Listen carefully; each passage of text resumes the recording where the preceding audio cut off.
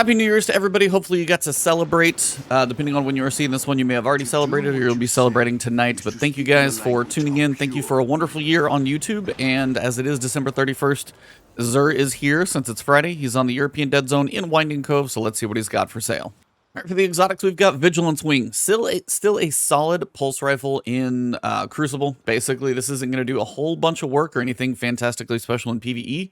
But PvP, it is a 5-round burst. It's extremely stable, solid range. When you get the catalyst, it's going to boost it up a little bit more as well. I think it makes it full auto, which is something you can do now with system settings. So maybe the catalyst will get changed at some point. So again, if you don't have this one, buy it. Solid working Crucible, pulsable with solid range and stability. If you haven't ever run around with it before, it can definitely put some work in. So if you don't have it, pick it up. For the hunters, we've got these Stompies. These increase your sprint speed and slide distance, improve all of your jumps as well.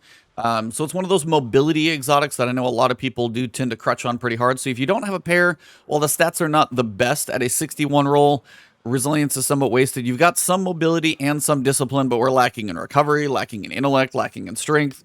Not a great stat roll, but if you don't have a pair at all, you should at least buy one, stick it in the vault.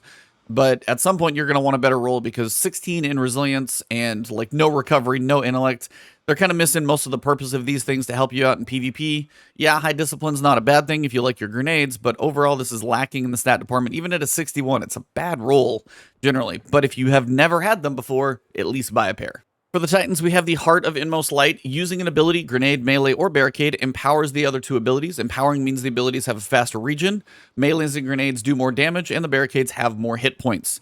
And if you do like barricades, say you're using them frequently, this is a very high resilient stat roll for a Titan. So if you're using a lot of barricades, this is not a bad way to go if that's what's helping, you know, keep you alive or you're using them for certain situations. 24 in that stat is very high, but I mean, it is the Titan stat to help the barricade. So there you go. And that'll help you recharge your grenades and melees faster as well. Some in recovery, but a 64 total stat one with decent intellect, some discipline and strength. So you got at least double digits if you masterwork those, and really high in resilience if you're using your barricades and your other abilities a lot, kind of helping each thing recharge faster. Not a bad roll. Very high in resilience, but only a Titan would get benefit from that. And hey, it's on a Titan. So consider this one if you don't have it, or check your stat roll if you do. For the Warlocks, we have the Sunbracers. This is a pair of gauntlets every Warlock should own. Increases the duration of solar grenades to basically hold down a point longer, do more damage to an area or a boss. Solar melee kills grant unlimited solar grenade energy for a short time. Basically, you're able to throw like 5 or 6 solar grenades in a row and just have them all on the field at the same time. Very cool benefit if you like solar grenades. You just want to light up an entire room. It's a very efficient way to do that. And it's got a 63 stat roll. Pretty optimal. Good mobility, which is, you know, useful for lots of classes. Decent recovery. You got discipline, intellect, and strength. Not much wasted in resilience. You masterwork this thing, it's up to 75. Double digits on everything except for resilience. Overall, a very good roll. Kind of nice neutral spread. Nothing wasted on resilience for a Warlock, and it's just an exotic everybody should have. So Warlocks, check your stat rolls. If you don't have it, buy it, and this still may be better than what you have. All right, for your weapons, most of these are lackluster. Your escape velocity is decent because you've got Zen Moment for stability, you've got Tactical Mag, you've got the Model 8 scope, you've got a range masterwork, and if you say go Void, you're going to have very high stability. If you go reload speed, that thing can be high. Arc, it's going to be max handling. It's not a bad machine gun, but I think there are better submachine guns out there, so it's okay. But if you don't have a great SMG, it's not the worst one I've seen for just putting out some kind of controlled, stable damage if you want to. But overall, they're still probably better.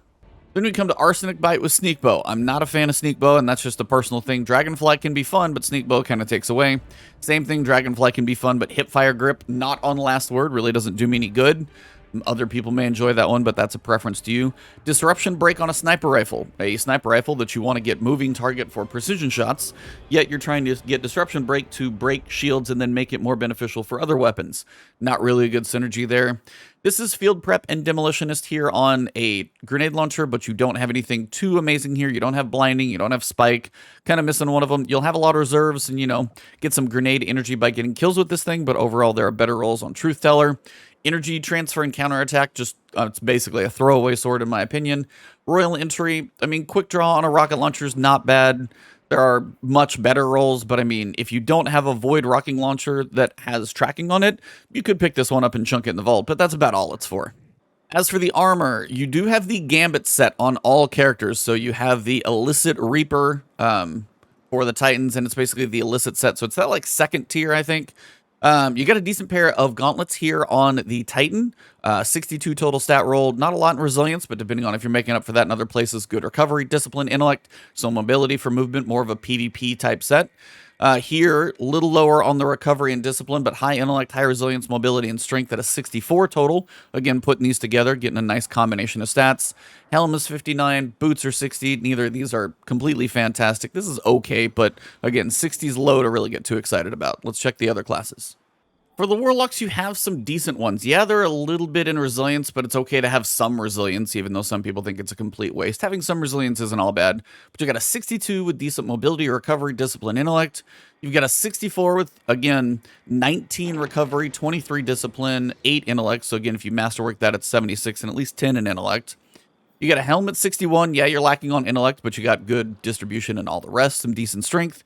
Here again, recovery, intellect, and strength. You're missing some mobility and discipline, but all in all, if you like walk in as a warlock and you're like, I need a decent stat roll, you could buy all of these pieces and have at least 60s everywhere. So that's not a bad day for warlocks. I'd say the chest and gauntlets are probably two that you might want to consider. But again, this is the Gambit set from Gambit Prime. If you don't have it, kind of your one way to get it because it does have that unique look to it with those little green snakes all over it. So if you're looking for that look, you can buy the pieces as well. However, the hunters, you got some weird distributions. You got 62 here with high mobility, which is good for hunters. Low recovery, though, which hurts basically everybody. Some decent discipline, intellect, and strength. 58 with really spiky, but I mean, it's all in resilience. Not too much benefit for a hunter there, so don't get deceived. Same thing, 60 here. Decently high spikes on this one, but you're lacking in recovery and intellect, which is something pretty much everybody wants. So, I mean, if you got a build where those are accomplished other ways, this is not a bad filler. And then a 58, again, with very high spikes on it overall. So basically, I would only kind of look at the gauntlets, and even then, it's kind of iffy because you're lacking in recovery on basically all of these. But overall, decent exotics. Vigilance Wing, if you don't have it, buy it. Useful exotics for each of the classes. The weapons are kind of garbage on almost everything. Personally, I'm not going to pick up literally anything.